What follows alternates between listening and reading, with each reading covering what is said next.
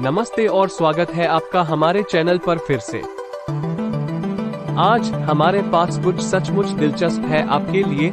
हम भारतीय कानूनों के दुनिया में डुबकी लगा रहे हैं और हमने 10 अजीब और अनोखे कानूनों को खोजा है जो आप शायद नहीं जानते होंगे। डांस पर व्यापारिक रोक से लेकर शराब के विच्छेदन तक हम इन भारतीय विधि व्यवस्था के 22 प्रकार के रोचक पहलुओं पर एक गहरी झलक डालेंगे।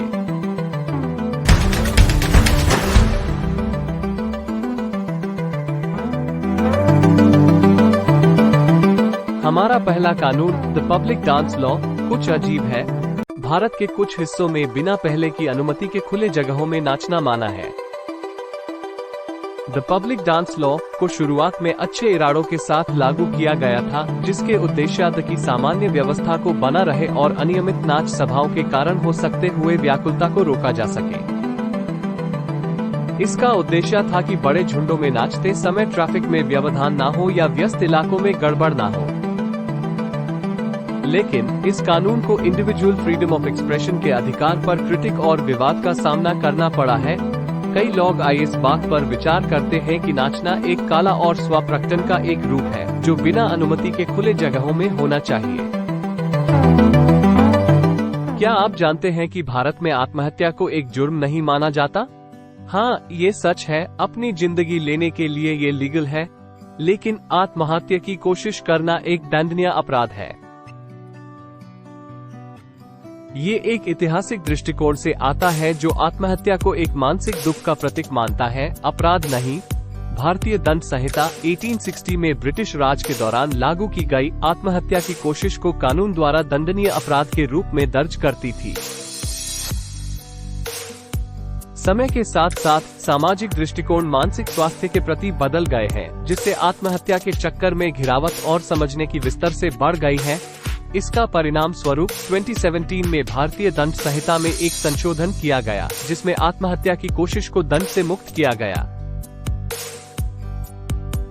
इस संशोधन ने मानसिक स्वास्थ्य समस्याओं को अवस्थापित करने और आत्महत्या के विच से घिरा व्यक्तियों को अपराधी के रूप में नहीं बल्कि समर्थन और देखभाल की जरूरत वाले रोगियों के रूप में देखने की एक महत्वपूर्ण कदम उठाया। फ्लैट ये एक अजीब कानून है, रात में पतंग उड़ाने का कानून।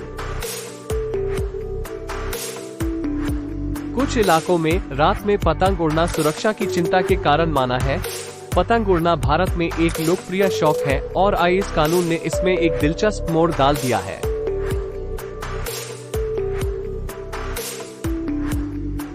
ये कानून तब लागू हुआ जब लोग रात में पतंग उड़ाने के दौरान सावधानी न बरतने के कारण कुछ दुर्घटनाएं घटित हुई।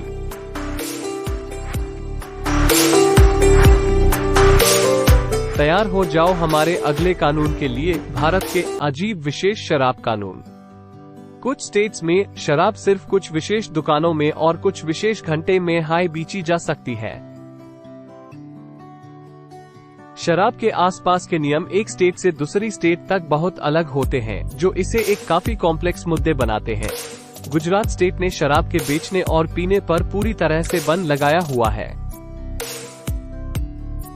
इसका नतीजा है कि गुजरात भारत में वो कुछ हाई स्टेट्स में से एक है जहां पर शराब बिल्कुल माना है, लेकिन आसपास के स्टेट्स ने शराब के बेचने और पीने को रेगुलेट करने में अलग अलग तरीके अपनाए हैं। Public displays of affection (PDA) हमेशा से इंडिया में एक विवादित मुद्दा रहा है।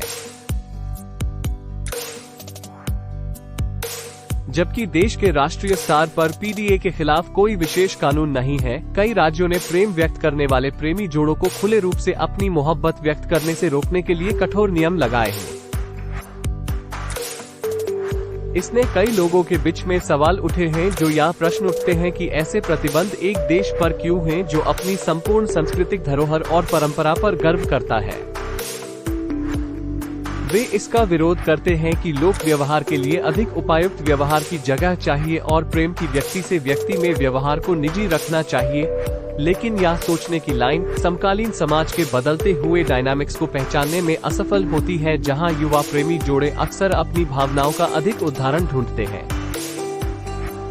पीडीए पर प्रतिबंध न केवल व्यक्ति की स्वतंत्रता पर हमला करता है बल्कि प्रेम और संबंधों के प्रति पुरानी सोच को भी बरकरार रखता है। अभी चलो द ट्रेजर ट्रोव एक्ट के बारे में बात करते हैं।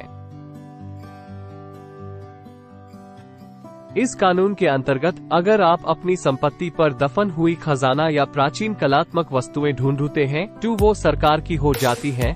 ये एक सृजनात्मक कानून है जो भारत की ऐतिहासिक धरोहर को सुरक्षित रखने का लक्ष्य रखता है। पहली नजर में ये हो सकता है कि व्यक्ति अपनी जमीन पर ऐसे खोज प्राप्ति पर अधिकार नहीं कर सकते हैं, लेकिन बड़े भले के लिए विचार करने पर सुरक्षित रखने का पक्ष साफ हो जाता है। इन ऐतिहासिक वस्तुओं को सरकारी संपत्ति के रूप में रखकर उनके सही दस्तावेजीकरण, सुरक्षण और संभावना के प्रदर्शन के लिए जमानतदारी बनी रहती है। इससे ये ध्यान में आता है कि ये महत्वपूर्ण इतिहास के टुकड़े विनाश से बचाए जा सकें या उनका काला बाजार में गलत तरीके से बेच दिए जाने से बचा जा सके। भारत में पिंपिंग कानूनी रूप से अपराध है लेकिन प्रोस्टिट्यूशन नहीं है। इस उलझन भरी स्थिति ने सवाल उठाए हैं देश के सेक्स वर्क और उसके सामाजिक परिणाम के प्रति देश के अप्रोच के बारे में। जबकि इंडियन पीनल कोड पिंपिंग जैसे गतिविधियों जैसे सोलिसिटिंग और ब्रॉथल कीपिंग को कानूनी रूप से अपराध घोषित करती है, वह प्रोस्टिट्यूशन को व्यक्तिगत रूप से नहीं बंद करती। ये कानूनी खता एक विपरीत दृष्टि प्रदान करता है जो सेक्स वर्क और उसके नियमित करने के सामाजिक एटीट्यूड्स के प्रति सवालों को उठता है। भारत के पिंपिंग और प्रोस्टिट्यूशन पर लिए गए विपरीत दृष्टि की स्वाभाविक प्रकृति देश के अंदर वर्तमान में मौजूद जनजाति और जेंडर डायनामिक्स के गिर्द बसने वाले सामाजिक नियमों की और स्क्रूटनी को बुलाता है। इससे ये प्रश्न उठता है कि क्या एक व्यवसाय के कुछ पहलुओं को कानूनी रूप से दंडित करना बलात्कार के लिए प्रोन माहौल को बढ़ावा देता है या क्या सतर्क नियमन व्यक्तिगत स्वतंत्रता को सुरक्षित रखने के साथ सुरक्षा उपलब्ध कर सकता है। अगला पॉइंट है, रात को महिलाओं को फैक्ट्री में काम करने की अनुमति नहीं है।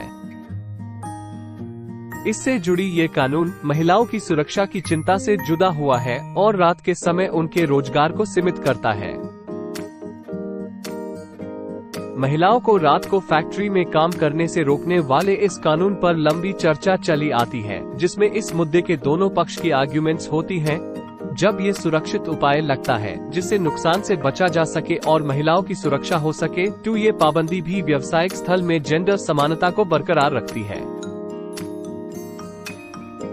उनके रोजगार और करियर की वृद्धि की अवसर को सीमित करके ये नियम पुरुष और महिलाओं के बीच में मुख्य वेतन अंतर को भी बढ़ाता है। विरोधकर ये कहते हैं कि महिलाओं के रात के रोजगार पर ब्लैंकेट रिस्ट्रिक्शंस लगाने के बजाय उनकी सुरक्षा को एंश्योर करने के लिए अधिक प्रभावी उपाय लगाने चाहिए। इनमें बेहतर सुरक्षा उपाय, श्रम कानून के सख्त अनुपालन और रात के समय सुरक्षित परिवहन विकल्पों का प्रदान शामिल हो सकते हैं।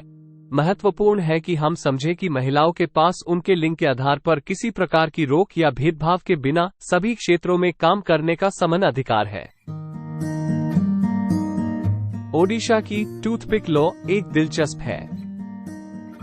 ये पब्लिक में टूथपिक लेकर या इस्तेमाल करने को मना है, सिर्फ प्राइवेट जगहों में ही इस्तेमाल किया जा सकता है।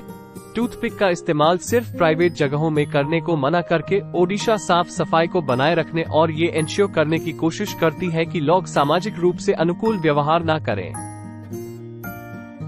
जब कुछ लोग कह सकते हैं कि ये कानूनी प्रावधान आवश्यक नहीं है या फिर अत्यंत अधिक है, तो ये दिखाता है कि सांस्कृतिक नियमों और स्वच्छता के प्रति व्यक्ति की रुचि विभिन्न क्षेत्रों में किस तरह से अलग हो सकती है।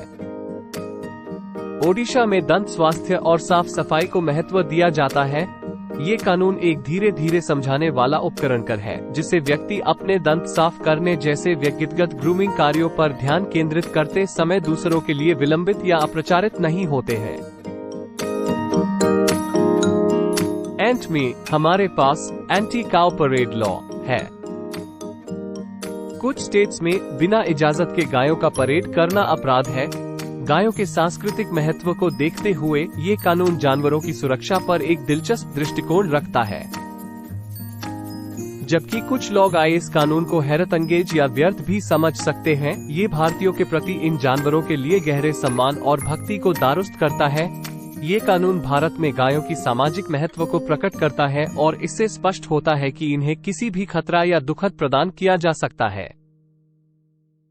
ये भी दिखाता है कि समाज कितनी दूर तक जा सकती है अपने प्रिय जानवरों की कल्याण की सुरक्षा के लिए।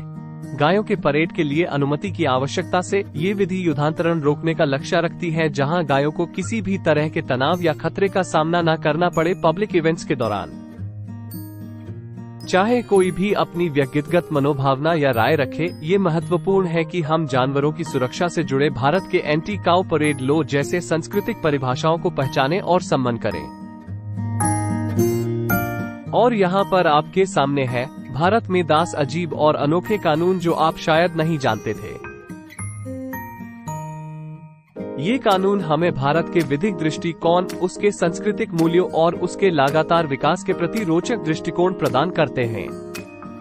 हम उम्मीद करते हैं कि आपको ये वीडियो मनोरंजन और ज्ञानदायक लगा। अगर आपको दुनिया भर से और भी अजीब कानून पता है या किसी रोचक विधिक कहानी को साझा करना चाहते हैं तो कृपया करके उन्हें नीचे कमेंट में लिख दें।